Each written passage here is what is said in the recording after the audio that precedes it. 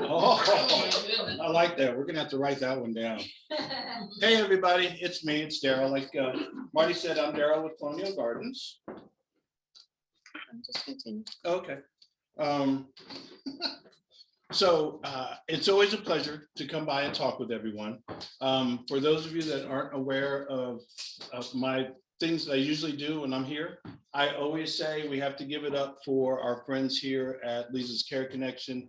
It is truly the best kept secret here in town and out there in California as well. I challenge you, as I do every month, to find one person who is a caregiver or a past caregiver that is in need of some assistance and invite them to Lisa's Care Connection, whether it's one of the online sessions like today or whether it's in person. So today we're going to talk about different kinds of therapies. Most people, when you think about therapy, you think of physical therapy, occupational therapy, or you might think of even speech therapy. Today, we're going to talk about different types of therapies. But today is also, we talk about sensitive situations. So I'm going to ask you all for two sensitive situations. One that I'll take from the live audience. One, Allison, if someone happens to have one out there in Zoom land, if you'll make sure that I'm aware of that, and we'll take one from the Zoom folks as well. So who has a sensitive situation that they have run into or that they see periodically? Yes, ma'am. Where a so-called loved one will not allow the person to get the help that he or she needs. Ooh, that's a good one. The thought was where a so-called, I'm quoting, where a so-called, I know you well enough to not change your words, where a so-called loved one will not allow a person to have the help that they need. That's a good one. That's a tough one. That's a sensitive situation. We're gonna move on to an easier question. I'm only playing. So with that, so can you explain a little bit about a little background? So what I'm assuming then is there's a person who is in need and that their power of attorney or their immediate caregiver, I put that in quotes, is not allowing that additional help to come in. Right, this is something that happened in the past and the person could not get any care and it was almost too late by then until that so-called loved one died. It was a husband. Okay. He would not allow the wife to get any care. Talking to the doctors, he did not allow her. If she went into a doctor to even say anything, he would do the talking. And one doctor, well, very long story of everything that happened, but it's a shame. And then this was in another state, tried to get social services involved. And as long as the person knew what a book was or something, they said the individual was fine. It was just ridiculous. And it just made it more difficult for true loved ones to ever get any help for that person. So the situation was that an individual's husband, the wife was the one who needed care. The husband was preventing care and from those who were desiring to be of some assistance. That is a tough situation because you have that buffer there. And in this case, the husband was being a negative buffer. So just a couple of things to keep in mind in regard to that. There are things that we are still able to do, even from the outside. We can learn as much as possible so that we can be a positive buffer to negate the negative buffer. For example, if we take a moment and stop and talk to that individual who's being negative, we can try to, I'm trying to think of a nice word for manipulate. We can try to work the situation to find out information, such as, so, Ms. Fran, so how's he doing? His doctor, isn't his doctor Dr. McNair? No. Doctor's Dr. Gajewski. Oh, okay, I'm sorry. I don't know where I got that information from. Well, the neurologist, isn't it Dr. Hansen? No, we're going to see Smeckel. Now, I'm oversimplifying this, but hopefully I'm getting you to understand where I'm going with this. You can say things, hopefully, to try to get a person to feed information, because people like that are control freaks. And we control freaks, I say we because I am, we control freaks want to show, and go figure, that's why I'm up here, how much information we know. We want to prove you wrong. So if you give me some information that's incorrect, I'm going to be quick to tell you the correct information. So isn't Dr. McNair the doctor? No, she sees Dr. Gajewski. Well, now that you found out Dr. Gajewski is the primary care physician, you can call that office, talk with Dr. Gajewski's nurse, and share that information that you have a concern. You have noted this, this, and this. And so that the next time there is a well visit, Dr. Gajewski can start working from that side. Yes, ma'am. Except sometimes the doctor's worried about getting involved. And after that particular husband died and we tried to get medical records, he says, they're all gone, we can't find them. And that is Because a, otherwise he could probably have gotten in trouble legally because he knew what was happening. and that is unfortunate. That can occur. I've seen in the past that you actually have both sides of that. You do have those that say, I'm not getting involved, you stay out of it. But I also have seen those that say, thank you very much. And they try to work it from this standpoint. Not only that, how many times on TV do you hear that, so-and-so went over to see Daryl and Daryl didn't come to the door, so they sent the police over for a well visit. We can still give concerned well visits. The police are going to ask you some questions, but hopefully they'll take that under advisement and maybe give some guidance or be able to go and check on that individual as well. That is a very good scenario to give. That is one of those sticky situations that there's a line, and some people don't want to cross that line. Yes, ma'am. Using your backdoor scenario, don't we get in trouble with HIPAA? I mean, lately when I've been going to the doctor, taking my husband to the doctor, I get this big long sheet of paper where I have to fill out who can talk to them about him. Yes, ma'am. Now, that's it. So the question was, isn't that a HIPAA violation? You are a concerned citizen about your neighbor. You have that right to tell the doctor. You have that right to tell a police officer. You have that right to tell a fireman. I have a concern about this over here. If I'm going to just pose a hypothetical. If I were a child, I was your next door neighbor, and you knew I was being abused, would you keep that to yourself, or would you tell the police, or would you share that with someone? No, that I would probably share. Same thing. Same issue, okay. You have a concern. You don't have any proof except I show up with a black eye every fourth day or a different bruise. I tell you I'm falling. It's my word against yours, my dad's word against yours, but you have a concern. You're a concerned citizen. So that's a very good situation there. Let's see. You also aren't asking for their records, just relaying information. Oh, okay. There you go. Okay. And that's where the main thing is as far as HIPAA is concerned. So there is a scenario. That's a sticky situation. Where I was going with that, although that's a great one. And when you said it, I went, oh, that's outside of what I was going to talk about today. So much for my therapy scenario. Sorry, for those of you that have not seen me before, I think I'm the funniest guy in the world. So, ma'am. Best cook too. Thank you. So here is a, yes, sir. A very sensitive situation is arisen Yes. because of the pandemic. The The pandemic's been- caregiver is turning positive, like you did. And the loved one that needs the care.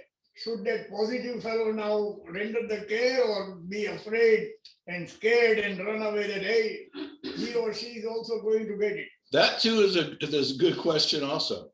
That's a matter of oneself. if you had, the question was, with the pandemic, someone needs assistance and care. That person is positive with COVID. You're the only one that can render care. Do you give care or do you ignore the situation? I heard a couple sighs. What did you do, my friend? You are a caregiver for many, many people. We helped. I came to work. We came to work.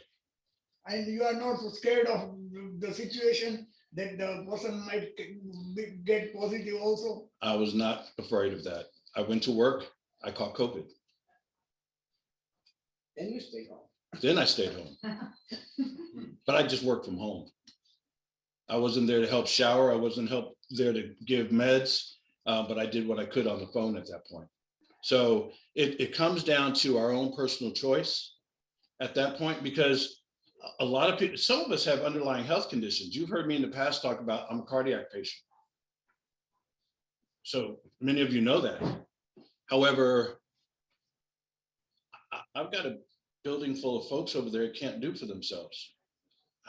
I couldn't just say, oh, you guys have COVID, I'm not coming over today. Handle it yourselves. They can't handle it themselves. They needed help. That's what I mean. Yeah. So that was a good sensitive situation also. Now, again, kind of throws therapy out the window. So I'm going to try to bring this back. Great. I'm teasing you all. Thank you for those. Just make sure. Great point, Cassandra. Thank you, Cassandra. So situations such as, how about behaviors? Have any of us run into behaviors with our loved ones? So we might run into a situation where our loved one might decide, even though in the past, never cursed in his life. And then I see a couple of people understanding and then nods of their heads. And all of a sudden they start cursing like a sailor. How about just my loved one is just as calm and quiet and serene and wonderful until they're not. And then they get combative. I had a resident over at our community who loved this man to death. He would get upset. And the biggest therapy for a person that has dementia is just to meet that individual where they are. The biggest thing we do as caregivers, and we do it innocently, we just want to help. And if a person's, I had a gentleman today talk to me about Bill Clinton. This man served with Bill Clinton. And so in his mind, Bill Clinton's president. A lot has happened since that. But Bill Clinton's president. And what we do as caregivers, because we don't know any better, we say, no, Bill Clinton has been president in 30 years, 20 years. I'm here to talk to you about dementia, not about math. So don't hold me to that. So we turn around and we try to bring them to our reality, but that's not their reality. And that's not fair of us to try to make someone understand that Joe Biden is now, no, Joe Biden's a senator. He's a senator from, no, he's not. He's president now. There's a Kamala Harris. A who? What kind of a name's Kamala? You get into an argument that's not necessary. The biggest therapy we can do is just meet an individual where they are and just let them, this gentleman that started talking to me today about Bill Clinton. Oh yeah. And he started telling me some of the things that he and their group did together. I said, that's awesome. It sounds like you had a good group you were working with. It sounds like that Mr. Clinton was a good man. Oh, he was. And he went on telling me other things he did. Yes, sir. No need to get into an argument with him. There's no need to get into politics with him. There's no need. This man served with him and he believed that he walked on water. I know different. There's only one man that walked on water. Well, 1.5 if you count our buddy, but he didn't stay on the water long. He fell in. So, but There's no need to argue. Yes, sir. You take questions? I do. This is my first time to be with you guys. And we welcome you. Thank you for being here. Well, my wife sees people, Yes, sir. and I mean, we're sitting there and she says, you're talking too loud, you're gonna wake up the people in the bed. And do I lie and say, I'll talk lower, or there's no one in the bedroom, honey? Because I said, this is you and I, and it's the whole house. And so what I'm asking Excellent is, question. what do you tell your loved one? Is there someone there, or is no one there? There is a woman by the name of Teepa Snow. I got her, I saw some of her things. Keep on watching her. She's fabulous. The question was, if you have a loved one at home who sees people, and she says, you're going to wake them up.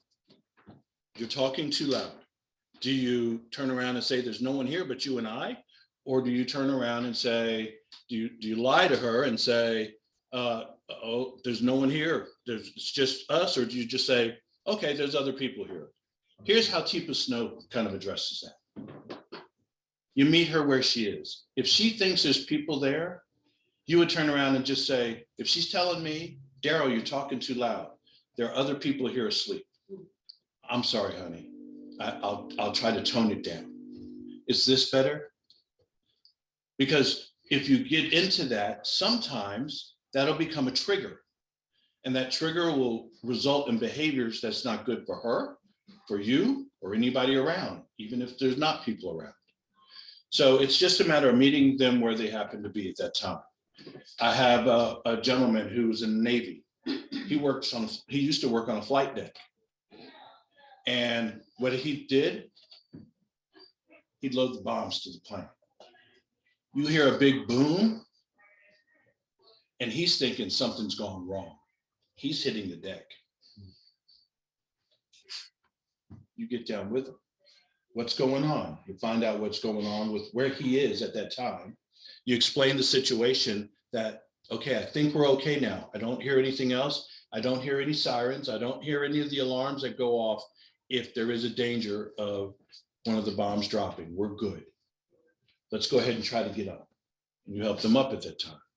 Same thing as far as your wife is concerned. Honey, I'm sorry. I'll keep it down. We just let me know the next time I'm too loud. I've been doing it wrong. No, see, please, you didn't do it wrong. You didn't know. We don't know until we know. And that might work 70% of the time. So I'm not saying, because the next time you do it and she says, you're still talking too loud, I don't want you going, well, Daryl said this is going to work, honey. You need to believe me. It works 67% of the time. Then that's a lot better than where we were. So that's why we come to these things. That's why we come to Lisa's. That's why we make phone calls. So we learn. How many people here or online have said something or done something towards our loved one and found out, ooh, that was wrong? Look around. Everybody hands are up. I know your hands are up out there as well. We've all done it. We've all done it. My mother went for a week and a half without a bath. Mom, it's time we take a shower. Baby, you're my baby. You're my youngest. You're not giving me a bath. I agree, ma'am. I don't want to do that. However, we need to get a shower. Baby, I don't have need to take a shower. I'm fine just the way I am. I wait a little while. Mom, you smell that? Honey, I do. What is it? I think it might be me. Why don't we go back there, and I've already set everything up. Why don't we go on back there and just wash up a little bit? Just get under the arms. Throw some powder under there. Okay, baby. She get her walker and go on. It's just meeting where they are. Anything else? I have that problem. So the sensitive situations, there are ways I learned this here. going back to, I'm doing it wrong. We're not doing it wrong. We didn't know. I was giving one of these talks 3 years ago, and someone brought up, what do you do if you need to wash their hair? Someone said, there's powdered shampoo. Who knew? Powdered shampoo. Sprinkle it in their hair. You know what? You can walk up behind her and do this right here, and she thinks it's snowing. I mean, just, I'm sorry, honey, wipe it out. And then she'll try to get it out. And guess what? She's shampooing her hair. Yeah. It's just, oops, sorry, folks. It's just a matter, we try our best to work with what we have. You know what? We're in training. We're in training. These things that are occurring, we're just in training. Yes, sir. Okay, that helps me with visible people. But I sit there and watch her eat graham crackers and ice cream and Diet Coke. Okay, breakfast, lunch, and supper. And when I do finally get her to sit down and do a meal, she'll play with the food on the plate, take maybe 1 or 2 bites, and says, I'll eat this at 6 o'clock tomorrow. Well, my refrigerator is full of 6 o'clock meals. And so I'm worried about her diet. Yes, sir. Because I swear to you, she can eat a box of graham crackers in a day. May I address that? Of course, I hope so. Actually, would you like to address that? I saw you raising your hand earlier.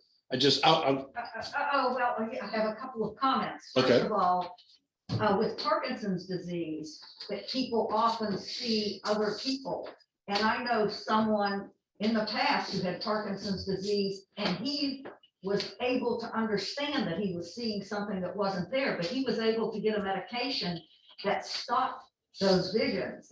So there are so many different kinds of medications for Parkinson's disease that you might consider. And what he's talking about in terms of liking the ice cream and graham crackers, etc. Sometimes people's taste buds change and they need something that has a stronger flavor. So make sure that the meals have a strong, and if she likes the sweets, have something sweet in it. You can have sweet and sour pork, things like that. So you just experiment to see what she would like, but probably in her case, food that's regular, what you call quote, regular food that is sweeter because that's what she wants. excellent point. Also, what we can do, thank you for that. Also, what we can do, what was commented on, in case you all didn't hear, is that we have a wife that will sit down and eat graham crackers and ice cream and sweets all day long, even though she might not eat a real meal. So the comment was a couple of things. One, there's always medication, but also it's a matter of maybe changing the recipe a little bit to fix things that are a little bit sweeter or a little bit stronger of a taste, because the taste buds do change. So that's an excellent idea. Well, for instance, the macaroni and cheese, where I grew up, it was just the macaroni and cheese, but in the South, they often put sugar in it. So, just little. Sugar and bacon and, right, so, Bacon. yeah, so it's about, you don't like bacon? Oh, I'm sorry, bacon. No, bacon fine, sugar and macaroni. do you put sugar in your grits? I don't eat Oh my grits. God. I'm sorry, we're done here. No one puts sugar in grits. I put sugar in grits. I'm from Jersey originally. I'm used to cream of wheat, not grits. Right, yeah. I came down south and I went, what is a grit? It's not a grit, it's grits. I'm like, well, you have to have one grit to have multiple grits.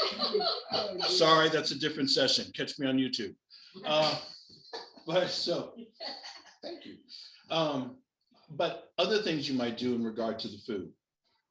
Let's change our way of thinking. So she likes sweets. Instead of having meat and potatoes, because she used to always like meat and potatoes, or we used to always have fish, let's go for pancakes. Let's try syrup. And with pancakes, have eggs and mix some syrup in there, because now eggs are starting to get a little bit of nutritional value in there. But here's the thing. If our loved one has dementia and they're further along in the diagnosis, what's the overall cure? It's not a cure. So if she wants to have crackers, graham crackers and key lime pie, I would prefer lemon meringue. Okay. What's the harm? Instead of every meal being a good meal, let there be a junk meal. And then let's work another meal in there and say, honey, tell you what, let's get with the ice cream. I bought brand new thing of ice cream for you. Just eat a little bit of this for me while I'm getting the ice cream. And see if that works. And it may work, it may not. It might work 20% of the time, but that's 20% nutrition as opposed to nothing. Yes, ma'am. And sweet potatoes, and maybe you can add brown sugar and cinnamon if you. Y'all are making me hungry. Can someone run and get me a piece of cheese? Cause that's one of my favorites. Sweet potatoes with brown sugar and cinnamon. It- Yeah, they're good for you. Exactly. So it's just a matter of, we change up the diet, we change up that menu. Yeah. And then, for example, at our community, we serve different meals, but we don't make it a choice. Because if you give a person a choice, they end up having some sort of an issue sometimes trying to decide. So this is what we're eating tonight. And anybody here grow up like me? And I'm not saying subscribe to this particular thought process, and we don't do this at our building. Although I did it with my mother and I loved her. Oh, I love my mom. But okay, anybody had that parent that said, this is what we're having tonight for dinner? Yeah, and I like that too. if- Children. And if this is what we have tonight, Right. I don't have anything else. That's right. Have it, or we'll wait and see what comes tomorrow. Sooner or later, my mom ate it because she was hungry Yeah. and she knew she was hungry. Now, some dementias you don't know, but my mom ate it. And then she trusted me with food after a couple of times of doing that. Don't call DSS on me. My mom has passed away, not because she was hungry.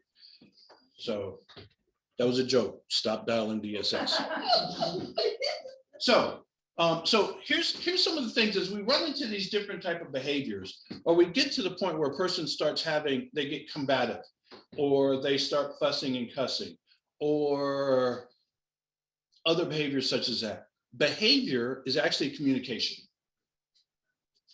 Because behavior usually arrives because there's been a trigger. Something has happened to upset them. I want to go home. I want to go home. I want to go home. Well, you are home. We've been here for the last 40 years. You are home. I want to go home. Why not go for a ride? Come back home. Or instead of saying we are home, let's go take a nap first because it's nap time. Or let's go have some ice cream. Or let's do this first. But let's think about what's going on around in the environment around them, what's changed that's upset them. Because a lot of time I want to go home isn't necessarily the physical place, but it's that mental place that we all go when we're upset.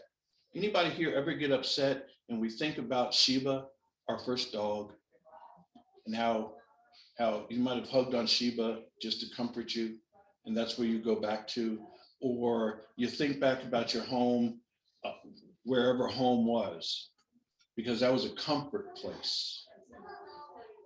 Well, that's a lot of times what I want to go home means, is I want to feel safe. I want to feel secure. I want to be in my happy spot. And I'm not happy because right now I'm hot or I'm cold. Or like this happens a lot around the holidays. I get people telling me this all the time. So we had folks over to the house, and he used to love crowd. He used to love people coming to see him. Earlier, she mentioned that he was the life of the party. but now he's fumbling with his words, so he doesn't talk quite as much. But now people are coming to the house as always, and they're talking, but he's not talking. So now he gets frustrated.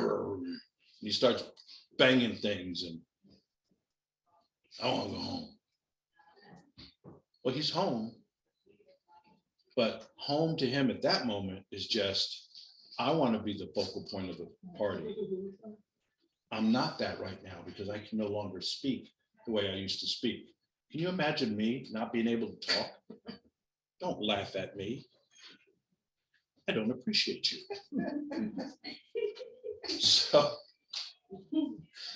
But honestly, that's a trigger because he can no longer be that focal point.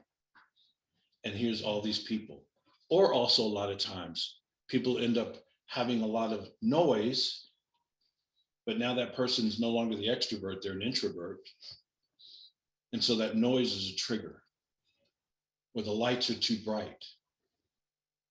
Shut the blinds. So, but when those type of things start kicking up and you start noticing it's happening more often, I gave each of you one of these cards. On the one side, it says memory, yeah, it's only been 20 minutes later. So on the card, it talks about memory care therapies. I'm sorry, I'll give one of these. Allison, I'll make sure that Marty gets one of these. Maybe she can get it to you and maybe you can put it online for everybody. But it talks about music. Oh, I'm sorry, you didn't get one. Thank you. Oh, sorry. So music therapy. You know, there's an old adage that music soothes the savage beast. Wow. We all love some type of music. Mind you, with this disease, as it progresses, it might not be the music we used to love to listen to. My mom used to love the Platters. And I would put on her 8-track, which she still had an 8-track, and we had the 8-track of the Platters. She loved the Platters. And she'd say, turn that off. But I could put on some of the latest country. She was okay with that. I would pull my hair out, no pun intended, don't laugh at me. But music, what music does is our brain's so funny. It'll create dopamines. Anybody know what a dopamine is? That's why people run all the time or they exercise and they get addicted to it. It's an addictive thing that kicks off in our brain and it says, oh, I'm happy. Oh, I feel like I'm happy. And so when music kicks in, dopamines are created. And when those dopamines are created, it automatically makes us happy. So if there is music that you know that a person likes, let's just try having a little, and you're noticing those behaviors are starting to kick in more and more. Let's try those. Let's try a little music in the background. Doesn't have to be loud. Great, yes, cool, thanks. Doesn't have to be loud. But if they want it a little louder, because a lot of times our hearing starts going, we might play it a little louder. My father, now he had ALS. And so, but he would turn up the TV. And he had, before he passed, TV started getting to the point, not only would he turn up the TV, he would mess up the remote. So we always had to figure out how to fix the remote. But once we fixed it, he'd go with the volume. And the volume was up at like 75. Like, Dad, good to see you. Why are you yelling at me? Okay, I'm sorry, I didn't mean to yell at you. What? You couldn't hear me then. Let's turn down the TV. But just different things in our environment can be changed, little small things that might assist. Music's one of them. How about aromatherapy? Anybody ever burn incense when they were like teenagers? Henry says, oh yeah, I remember. No, you're a younger generation. Oh, but thank you, sir. Thank you. I only look like I'm 19. So we burned incense, made us feel good. But it worked. Did it not work? Yeah. Anybody now have the little Glade plugins Yeah. plugged in, or you had the little rings you'd put around a light bulb, and you put the little oil in it, and the light bulb would get hot, the ring would get hot, and it would burn. You have the good smell. And the wax you can melt. Yeah, that too. That one's new. Thank you. That's why I'm here, is to learn. But yeah, but you end up having these different aromas in the house. It's not only because, oh, it smells better than the Lysol and the Clorox I could be using, but it makes us feel good. It's the same thing with our loved ones. So we might try that. Sir. I got an idea that Alzheimer's disease and dementia Yes, sir. are increasing at a tremendous speed, Mhm. and we don't have enough people as caregivers. So, question, Yes, sir. there is no unemployment fear for the caregiver. This He is will true. always have something to do. Yes. Now, how do I get into that one and make a little money because I'm American? Is there any university, any college, any place where I can go for, say, 2-3 months, and that's too long, okay? So the question is, one thing that's always going to be in need of are caregivers. So where do we go to become a caregiver? Yeah, and Yeah. how can I become a caregiver very fast Well, and start making money? okay, so I appreciate where you're coming from. However, making money is all about providing good customer service. Yeah. Good customer service does not, you can get it quick and cheap, or you can get it with a little extra length and maybe not quite as cheap. You can have it cheap, but you get what you pay for is not just a cliche, it's the truth. Right. So I don't know if I would necessarily hire anybody from your caregiving company if it was a matter of quick and training. However, there are caregiving companies that are out Hey, there. my certificate is hanging on the wall. Anybody will come, like in a lawyer's office, okay? 'Tis America. You're right. However, yes, there are ways to become a caregiver. The best thing I'll suggest is Google different schools that you can find that you can end up getting Is your there certificate. McNair University? Is there who? McNair. McNair's University? No, sir. Yeah, I also would not hire you if you went to McNair University. If there's a McNair University out there, forgive me, I'm talking about Daryl McNair University, not your university. You gotta watch the disclosures. This is going on Hey, YouTube suppose later on. I passed the test and you take me as a student. If you pass my test, then you could be a caregiver in my community. How Yes. long will it take me to become a real caregiver according to you? Well, a lot of people volunteer and they learn. A lot of people are learning sitting right here. A lot of people are learning on the job. We had a gentleman earlier that said, I guess I've been doing it wrong. No, that makes you a good caregiver. That makes you a good caregiver because now you've learned and you made a note about it. And we're going to change the way we're doing things. So here's the thing about being a caregiver. I've done this 19 years between hospice and dementia. I'm still learning today. I learned something earlier today. We put it here and we use it here, from here.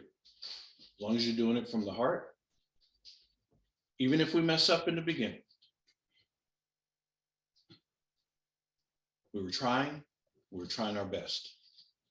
But as we learn, we have a new best. We're always striving to be higher and better, are we not? That's right. So we're always learning. So is it quick and easy? No. I've had people, I've seen them as far as me to that fireplace start to fall. And I've run over to them, I've missed them. And I've seen them hit their head. See, with all these little universities cropping up around the city. There is no university that's going to make me faster to catch that individual. That doesn't make me a bad caregiver. Makes me a slow caregiver, but doesn't make me a bad caregiver. Now, where I became a true caregiver is what I did after they hit the floor. Did I just reach down, snatch them up and pull them back up? Or did I check them over first, call my nurse over to take a professional look from the professional credentialed healthcare side of things, how did I handle the situation? So good question. We all could be caregivers. Yes, there are ways of doing it. Google it to find the closest company that'll teach you. Yes, ma'am. I was gonna say, you can have all the technical knowledge that you might want to have in terms of caregiving, but if you don't have that love of human beings and That's caring and right. compassion, you are not going to be a good one. So the comment there is you can have all the credentials, you can have all the technical abilities, you can learn and go to school for as long as you want, still not have the compassion. On that point, and then we'll move on to the next point on the card. On that point, we have folks that come to begin to work at our community at Colonial Gardens. And when it gets to my part of orientation, I ask, yeah, okay, so you're a caregiver. Have you had any experience with dementia? Oh, yeah. Oh, yeah, how long? What community? No, my grandmother had it.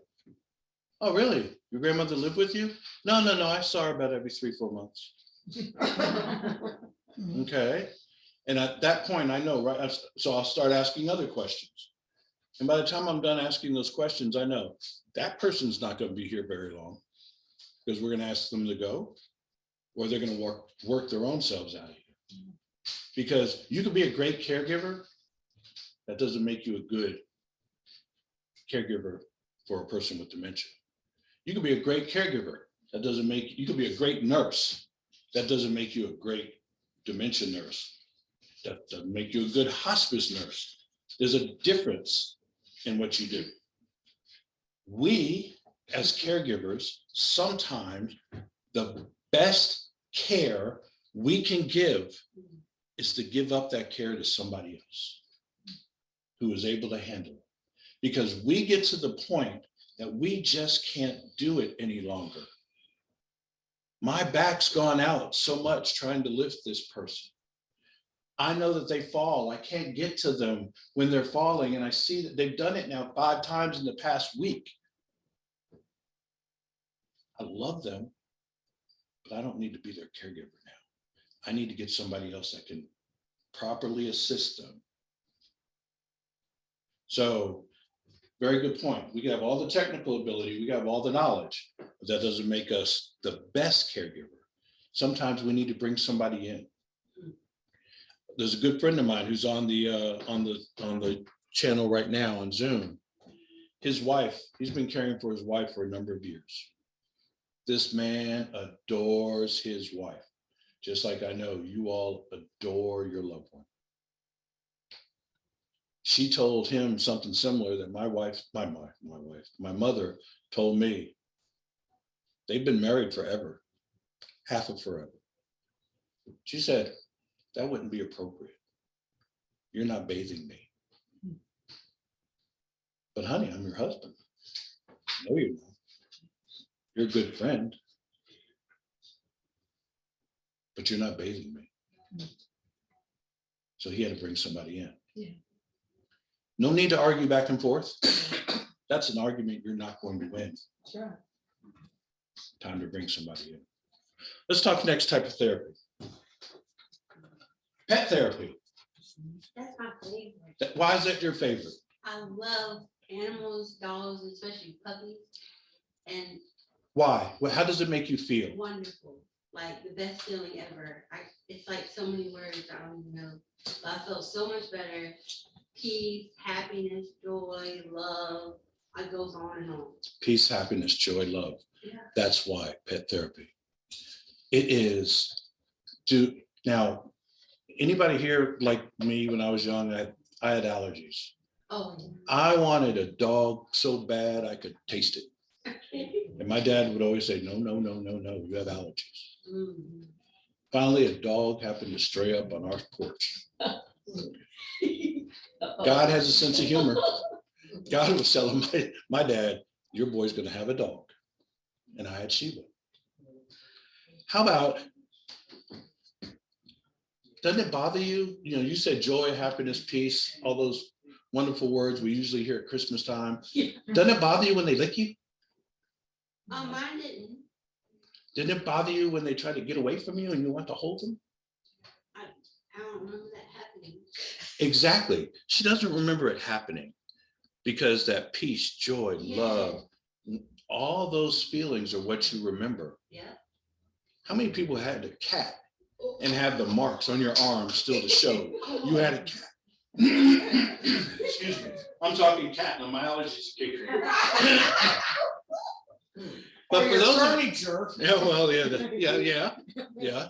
So those of us that have had an animal, horse, dog, cat, fish, ferret, eel, Bunny, hamster. bunny, hamster, oh, I've got stories about that.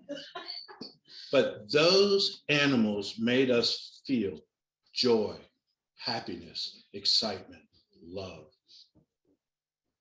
I love my wife to death.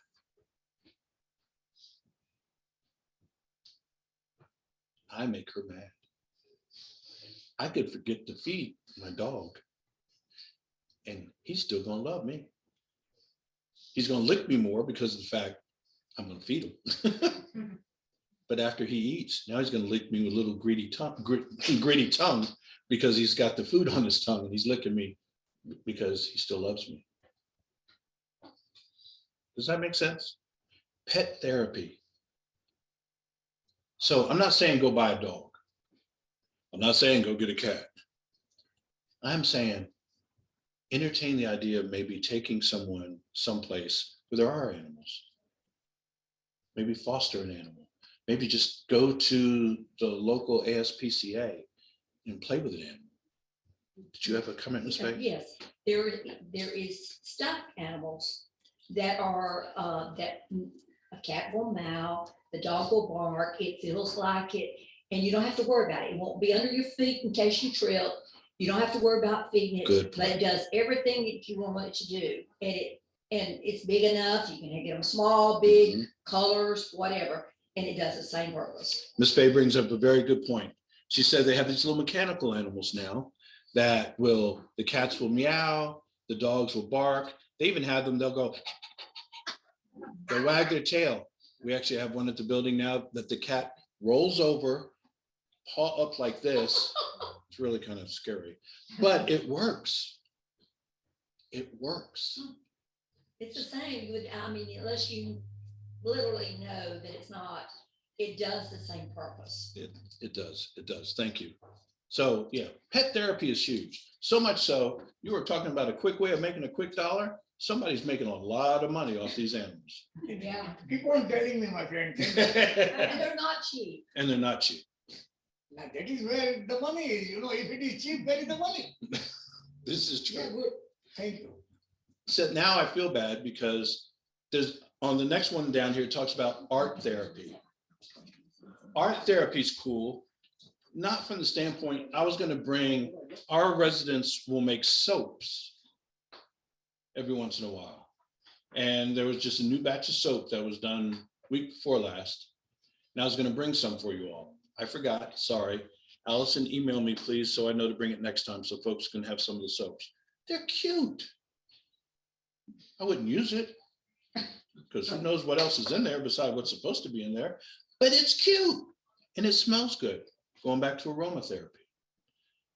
But it's a work of art. And at the end of it, what do we do when someone makes something?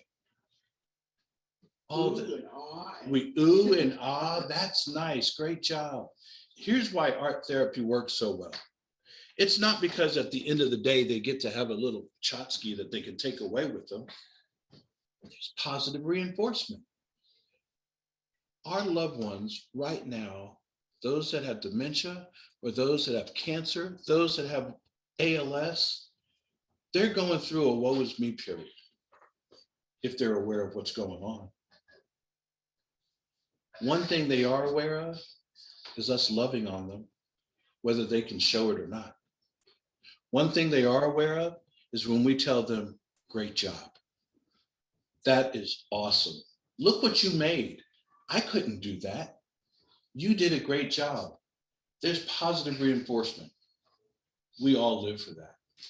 Remember the whole comment, the conversation earlier about dopamines? Compliments releases those dopamines. you are giving them, even if they have dementia and they only remember it for that moment, they've now had a meaningful moment that they've done something, and you validated it by telling them, great job. What can we do? Nothing can go wrong with that. Pull out paper and crayons. Go to the dollar store, get a big old piece of construction paper and a box of crayons. Let's draw what we're seeing in the living room. Pull out an old photo album, a picture of the family. Let's talk about who we see. Well, there's mom, there's dad. Oh, mom, you remember when John, because there's a picture of John. Remember when John did this? Because it's long enough back, hopefully the long-term memory will kick in and she'll remember and she can participate in it. Or, I haven't seen Debbie in probably about a year. I'm gonna have to go see Debbie. Tell you what, I have to, look, will you help me draw them? And now, no, I'm not gonna do that. Okay, so next time I'm not gonna say, will you help me draw them? I'm gonna put a crayon in the hand. Let's draw. Positive reinforcement at the end of that. Even if we don't finish, is that dad? You're drawing dad. Oh, that looks great. That looks just like him. You've got the little bald spot on his head and everything. It might not be a bald spot. Who was here for Marty's Christmas party, when Lisa had the Christmas party, and she gave us a paper plate and a marker, and you were supposed to draw a snowman. The paper plate was on your head, and she said, draw the hat, draw the bottom part of the snowman, draw the carrot, now draw his face. And those snowmen look like that. But we had a good time doing it. And everyone said, good job. I can actually see a snowman out of that. And everybody felt good, even though their artwork wasn't really art. Does that make sense? That's why we do the things we do for our loved ones. We get so caught up in we should do this. We should do A, B, C, D, E. No. If it means we do A, Z, Q, F, 14, B, C, D, E, then that's the route we take, because that's the route they take. There's no right or wrong way. It's their way. And if you're doing it their way, then you're doing it the right way. It's not our way. Our way left that first day that they said, I want to go here. And you said, we just left there. I want to go here. That's when the right way went out the door. It's a whole new world. We're living in a whole new world. My friend, that reminds me, how about cooking therapy? Because ladies love cooking. And they will eat what they have cooked because they are very proud about their cooking. It may not be much by the restaurant standard, okay? But they will eat it and you are less worried, they will be busy for a long time. So the thought process there was cooking therapy. Great idea, supervised. Or if it's early enough in the diagnosis, cooking. Some of us love to cook. So turn us loose, help them. If they're to the point that they can't make the food the way they used to, sit them down at the table. You start making the food and say, wasn't it sage we used to use in here? No, it wasn't sage, it was basil. Oh, that's right. It was basil. Now, didn't I shake what, 3 shakes? No, it's a pinch. Sorry. This is something I learned from my friend who's online as well. He said the best way of relating to his wife was, it's my fault. I'm sorry, honey. You didn't do that wrong. I did that wrong. Two things make us the happiest thing in the happiest person in the world. Well, three things. One, we already talked about. When we have that positive reinforcement that we did something well. Something you and I were talking about earlier, Miss Faye, is saying a person's name. Say a person's name. Miss Fran, I love those glasses on you. So positive reinforcement, saying a person's name and agreeing with them. Whether they're wrong as two left shoes, it makes them feel good. And what do we have to lose? So it's 1:58. I'm gonna bring this to a close. I hope, Sorry. I understand. You enjoy, sir. Take care. Have a great day. I'm gonna bring this up. You've heard me talk about journaling in the past. I encourage you to get a journal and, excuse me, write down the date and time something occurs. And then write down specifics. Because if you write down specifics and it occurs or you end up at the doctor's for whatever reason, you can turn around, pull out your journal and say, on the 16th of February, they fell. This is what happened before they fell.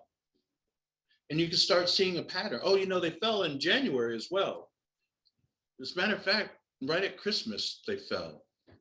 You start seeing that pattern because it's written down. It's easier to share with the doctor what's going on. The second thing, and I'll bring it to a close with this, is always be prepared. If you have a loved one who is incontinent,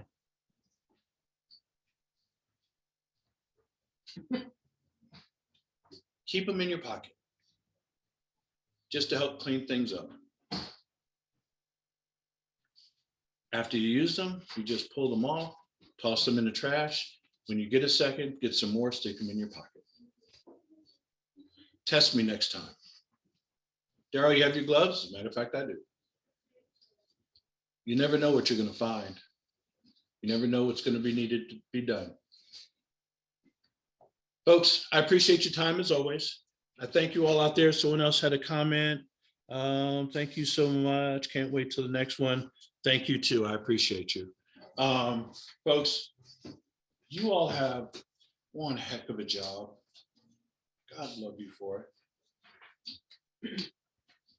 But we all know about trials and tribulations. You're in training.